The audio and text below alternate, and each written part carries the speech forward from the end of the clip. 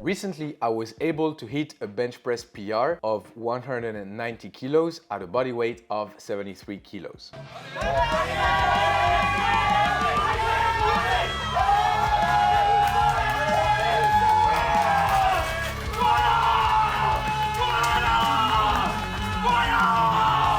And some people commented under my post talking about my wrist position because, as you can see, I'm doing my bench press with broken wrists. There is actually a reason for that. In my opinion, this position is much better for strength. Contrary to what some gym bros may think, having the wrists perfectly straight is probably not the position you should aim for a heavy bench press. So in this video, I'm going to explain everything to you and give you my tutorial on how I'm using this bent wrist position in order to maximize my bench press form and strength.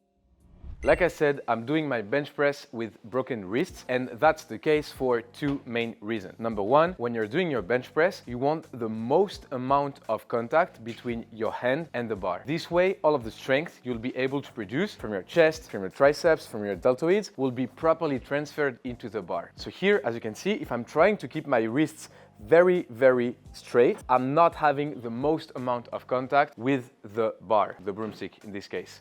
I have mostly like inwards contact, but I don't have the full palm contact. And as you can see here, I have some calluses on the outer side of my hand, which is why I'm having the full contact between the bar and my hand. So with the broken position, as you can see here, all of my hand will be in contact with the bar. So I'm not trying to keep my wrist very stiff because again, I won't have the most amount of contact. On the contrary, I'm trying to expand my hand onto the bar, which is what you're seeing when I'm setting up on my bench press. The second and really probably the most important thing to have on the bench for proper technique is to have the bar in alignment with your forearm. So as you can see, my goal is to have a line starting at my elbow, having a line of my forearm, and I want the bar straight into this line. So if I'm trying to keep my wrist very stiff, very forward, as you can see, the bar is actually in front of that line. It's not directly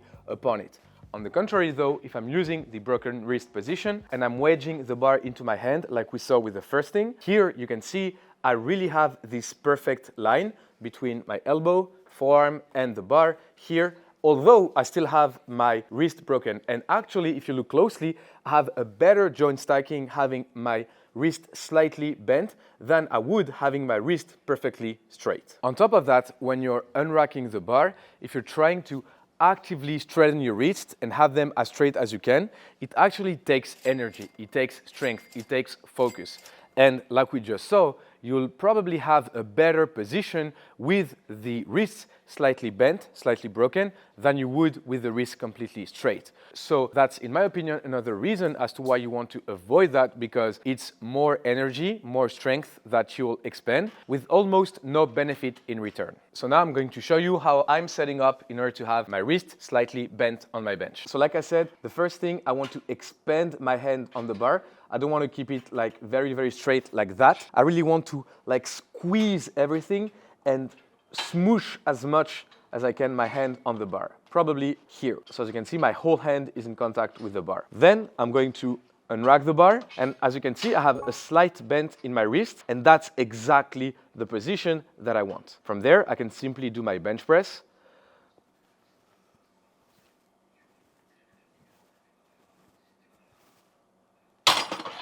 And throughout the rep, I was able to keep this stacked position, even though, like I said, I had my wrist slightly bent. Now, like I said, in my opinion, this position is better for strength. It's better for having a proper technique on bench, but there are a couple of things that you have to keep in mind. Number one, if you're benching with a slight bend in your wrist, you should always keep it during your repetitions. For example, you don't want to lower the bar with the bend, but then when it's time to push, you actually lose that position and you roll the bar forward. In my opinion, it's probably one of the biggest mistakes some people do when they're trying to incorporate this technique into their bench press. So, key rule, always make sure you keep your wrist in the same exact position on the way down, but also on the way up. Number two, it's maybe not uncommon to have some degree of tension in your your wrist, especially if you're new to this technique. But as you can see on the previous video that I showed in the intro, I'm able to bench press my 1RM, so pretty heavy weight, without any wrist strap. And the reason is because I have the bar always in the same spot and I'm not moving my wrist, I'm always keeping them in that position. I have almost zero tension on this joint. Now, like I said, if it's new for some of you guys, maybe you do need a pair of wrist straps, especially at the early stages of using this technique. And here I'll demonstrate how you should use your wrist straps and how you should not use them.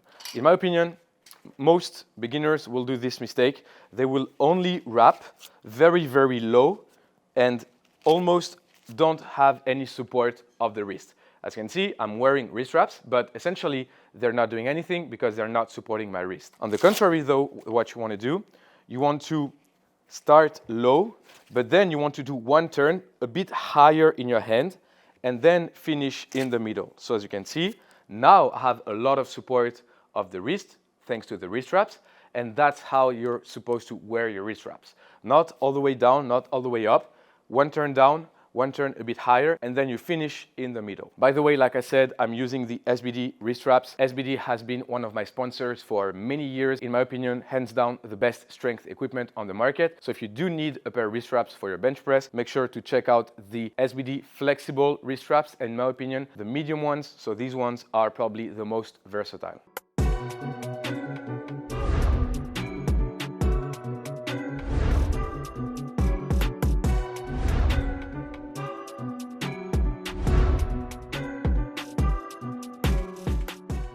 That was it for today's video, guys. Now you know why I'm benching with broken wrists and why, in my opinion, it's actually a very good technique in order to maximize your strength and your positioning on the bench press. If you like this content, make sure to like it, drop a comment, subscribe to the channel. All of those things help me out a ton, and I really appreciate any of you guys who take the time to do it. And I'll catch you guys in the next one.